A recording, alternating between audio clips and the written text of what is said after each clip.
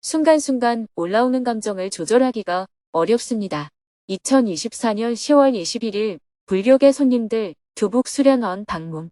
안녕하세요. 두북수련원의 아침이 밝았습니다. 어제 가을비가 내리더니 오늘부터는 날씨가 많이 쌀쌀해졌습니다. 들녘이 황금빛으로 넘실거리고 있었는데 일주일 사이에 대부분의 논에 추수가 이루어졌습니다. 이제 논에는 그루터기만 남아있습니다. 예전에는 한 달 가까이 추수하는 풍경을 볼 수 있었지만 요즘은 콤바인으로 수확을 하다 보니 일주일 사이에 추수가 마무리되고 있습니다. 스님은 새벽 수행과 명상을 마친 후 두북 수련원을 찾아온 스님들을 맞이했습니다. 붓따로 살자 라는 모토로 신행 혁신운동을 하는 도법 스님과 지용 스님 일행이 두북 수련원을 방문했습니다. 같이 식사한 후 종일 대화를 나누었습니다. 어떻게 하면 한국 불교가 부처님의 가르침에 맞게끔 나아갈 수 있는지 함께 이야기를 나누다 보니 대화가 밤늦게까지 이어졌습니다. 오늘은 법문이 없었기 때문에 지난 4일 광주에서 열린 행복한 대화, 증문즉설 강연을 소개하며 글을 마칩니다. 순간순간 올라오는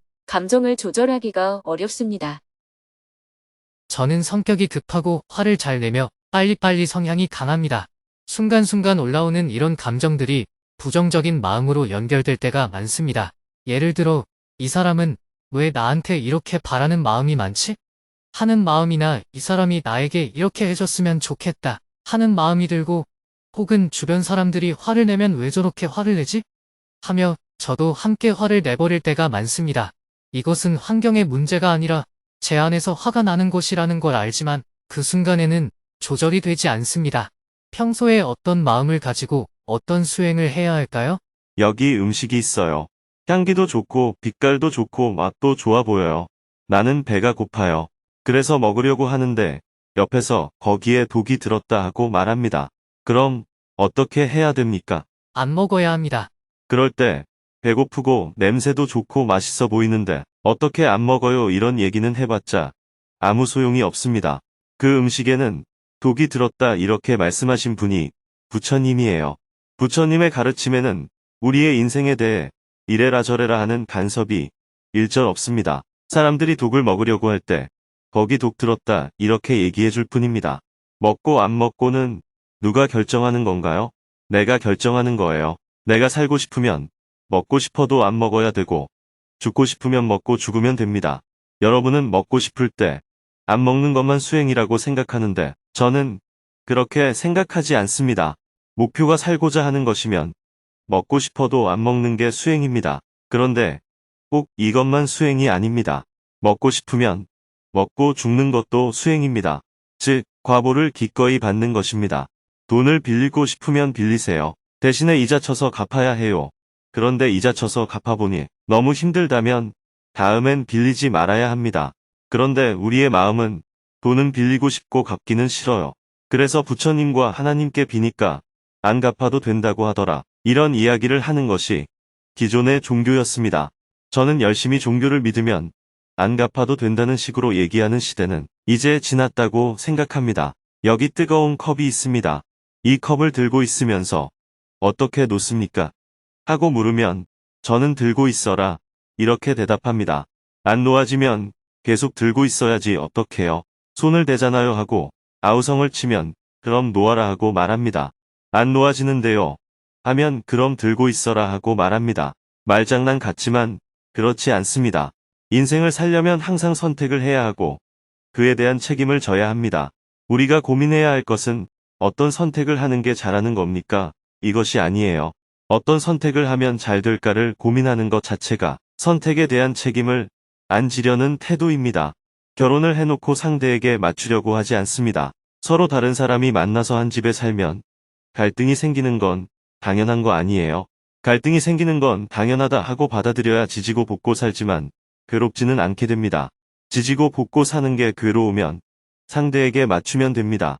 지금까지 우리가 전통적으로 배운 수행은 상대에게 맞춰라, 화합해라, 하지 마라 이런 것이었습니다. 그런데 저는 거기서 한 발 더 나아가 합의를 보고 같이 살든지, 합의를 보고 헤어지든지, 그건 개인의 자유라고 생각합니다. 결혼했으니 반드시 같이 살아라 이런 말을 저는 안 하잖아요. 그런데 여러분은 결혼할 때는 좋다고 덜렁 해놓고 막상 살아보고는 잘못 선택했다고 후회합니다. 또 마음에 안 들어서 덜렁 이혼을 해놓고는 구관이 명관이다 하면서 후회합니다. 제가 하고 싶은 말은 결혼할 때는 처음이니까 그랬다 하더라도 이혼할 때는 조금 신중해라 이겁니다.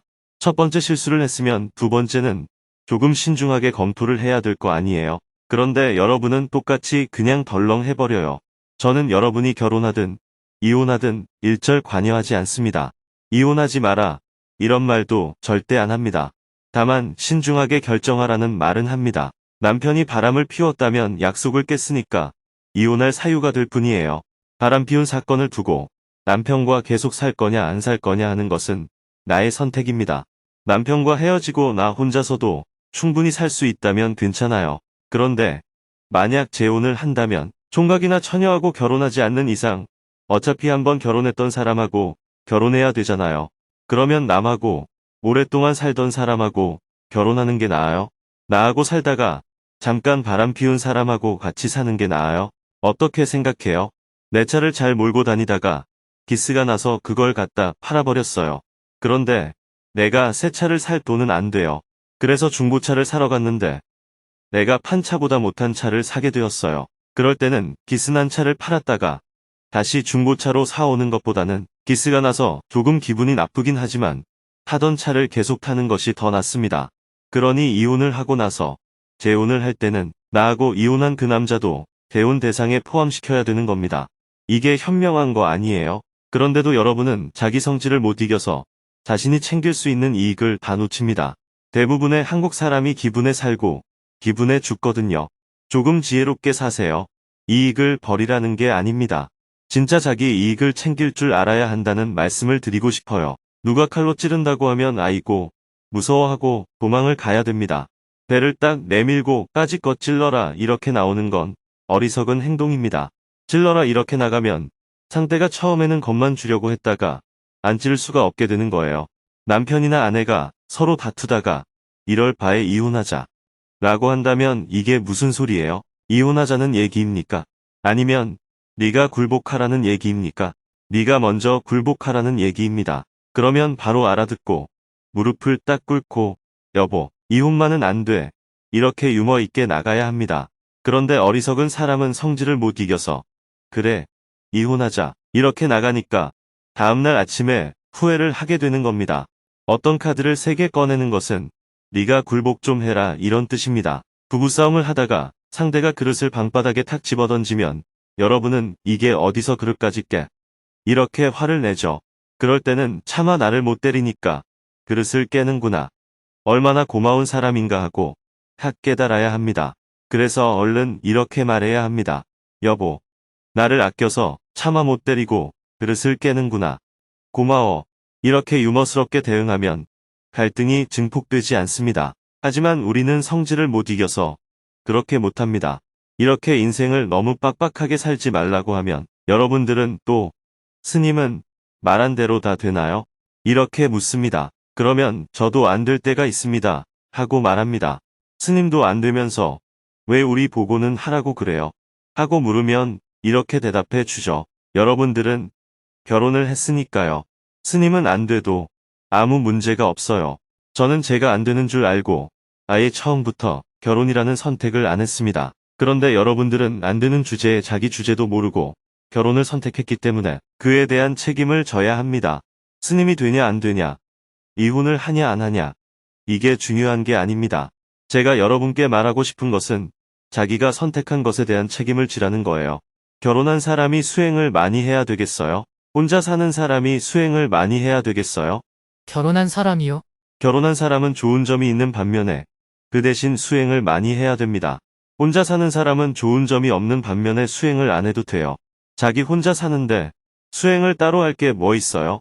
거꾸로 서 있든 발가벗고 있든 뭐라고 나무랄 사람이 아무도 없습니다. 그런데 같이 살면 누구든지 서로 맞춰야 됩니다.